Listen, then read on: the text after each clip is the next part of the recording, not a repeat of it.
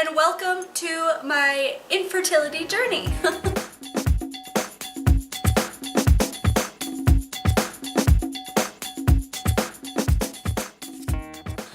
This is not the best of topics, but I wanted to share my experience and see if maybe there's others that have a similar experience to mine.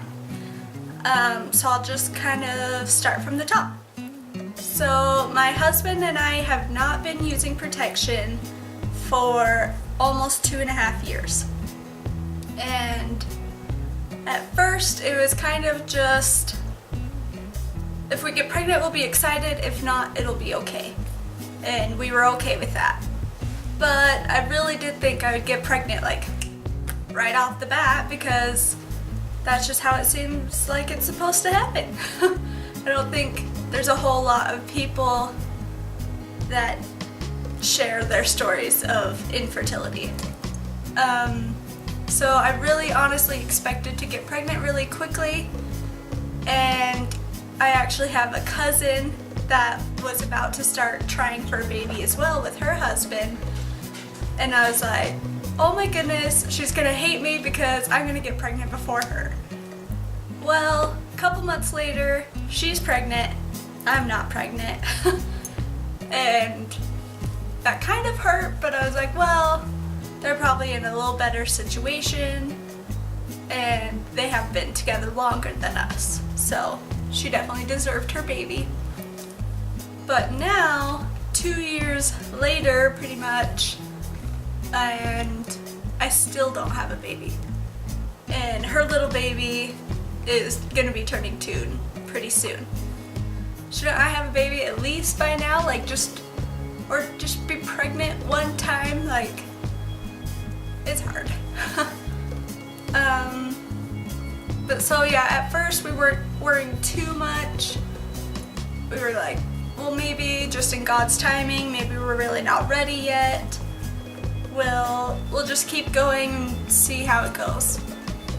But sometimes it would be difficult, because I'd be like, why is this happening? Why don't I have a baby? Why am I not pregnant?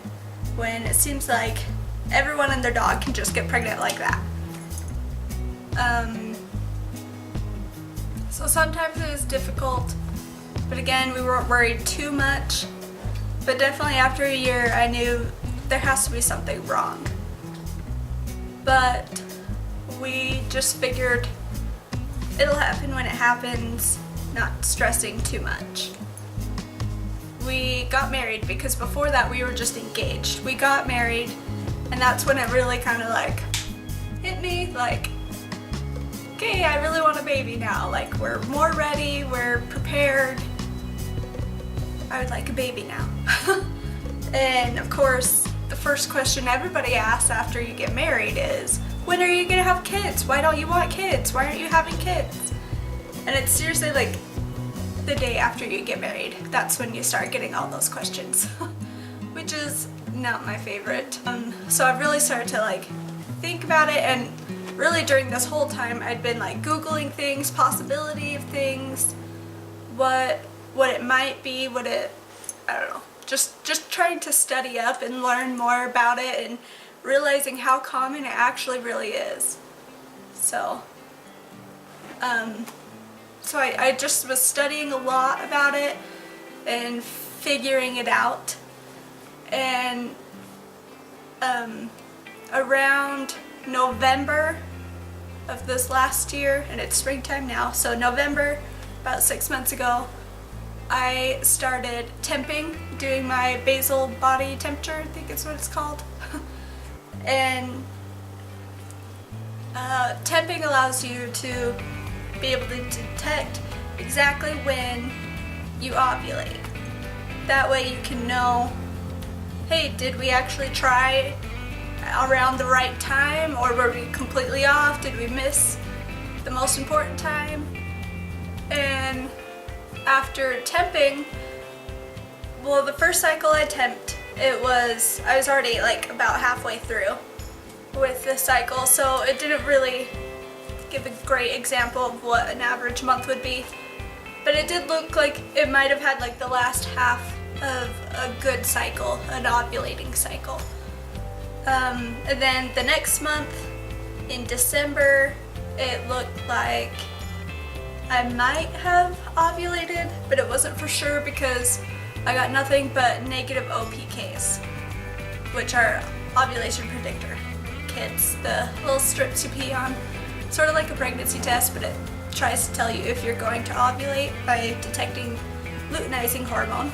Anyways, all my OPKs were negative, but the temperature chart looked like it could have ovulated. And we did baby dance at the correct time if I did ovulate. And then for the next few months, clear until about April, none of my charts were showing any ovulation at all. And I wasn't taking a lot of OPKs because I figured it was a waste if the chart wasn't looking like it was going to work, like if it was going to ovulate. So for several months I did not ovulate. And I was like, okay, well, before I attempt, I had a clue that maybe that could be a possibility. But then I knew for sure. I'm not ovulating. It doesn't look very good that I'm ovulating anyways. And I had actually looked up a lot about PCOS, and I felt like it could be something that I would have.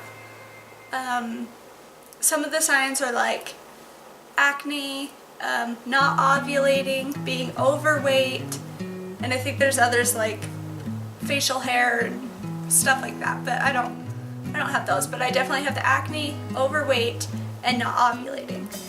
And I know usually with PCOS, some girls won't even have a cycle at all, but I have a fairly regular cycle, but without ovulation. So I decided I'm going to go to the doctor and ask him about PCOS and see what he says about all the infertility in general. So looking forward to that. But one thing that I actually do appreciate about this whole experience of not having a baby is I have educated myself a lot better than I would have if I would have just got pregnant right away. I would have been one of those girls that's just like, oh yeah, it just happens, I don't know how it works. But now I am not an expert, but I'm very familiar with like the hormones that go on and what chain of events has to happen in order for just one little baby to be formed. And I really appreciate, and I'm glad that I'm able to be educated on this. And really it's a topic that I quite enjoy. I like learning everything I can about it and figuring it out. So that's pretty much it. A couple other things looking into going to the doctor is I'm fairly certain that they'll do blood work and give me a prescription to make me ovulate.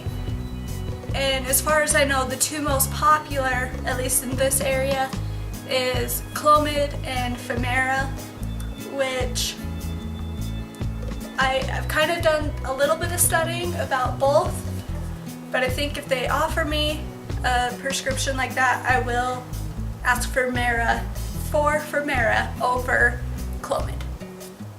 So if anyone would like to see a video about what I know about the differences between Clomid and Femera, just let me know.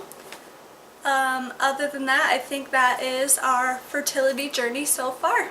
So thank you for watching. Bye.